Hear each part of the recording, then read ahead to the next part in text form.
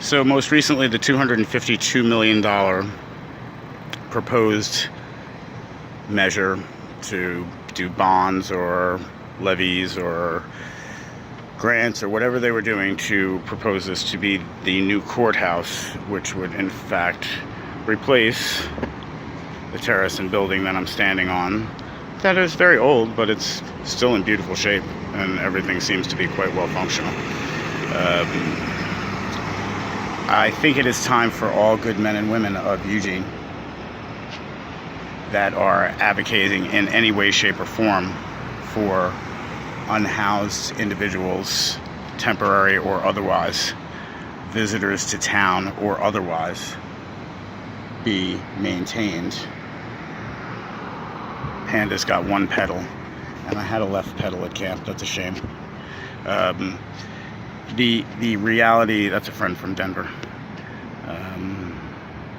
The reality is the roll sheets that they're bringing out, according to Devin Ashbrook, the county public information officer, when I heard her being interviewed by the news, is to improve drainage so that the gravel doesn't move around and the cars don't have as much problem sitting in puddles of water.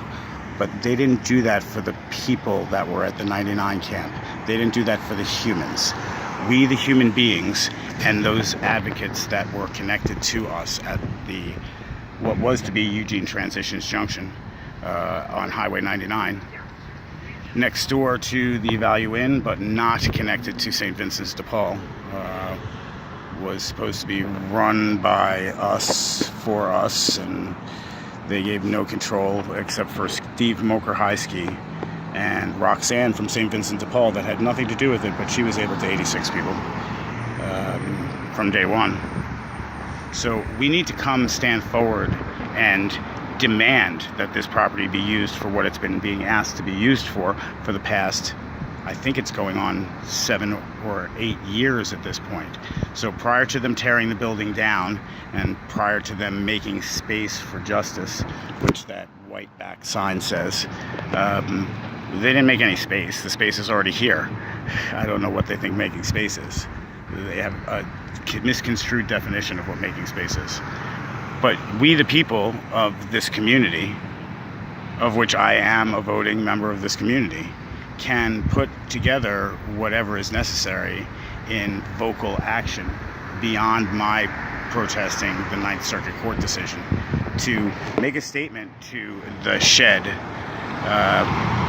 which is right over there around the corner, and to the Downtown Athletic Club and the businesses that are so pompous to think that if there was a 10-foot wall of mesh mounted on these fence lines, that anybody would have anything to say or see other than a couple of people walking in and or out a gate.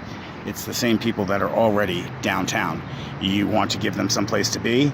That looks like a pretty good urban campground. And it looks sweepable, which is my only concern and my wish to not do gravel.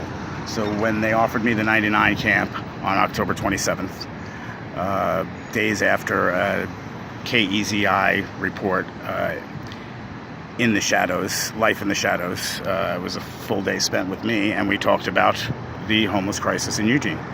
And 5 days later, I was given the 99 camp to be revoked days after that.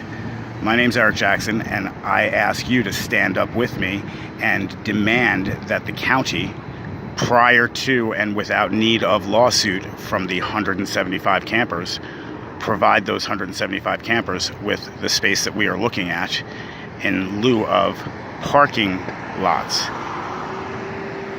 They put up a parking lot. No. Put up a fence so that we're invisible, which is what everybody wants, and we quite frankly don't mind unless we're in an open space. Then you think to put up a fence, that's invasion of freaking our rights. But when there's a space where it's dead center of the world and we don't want to be the caged-in animals that are being stared at, as we think the people that are stuck in houses in 9-to-5s are, but we want to be discreet, and discreet means covered with a privacy fence. and it's more a privacy fence than a security fence. So please join me in the fight for this. Get this to be homeless use.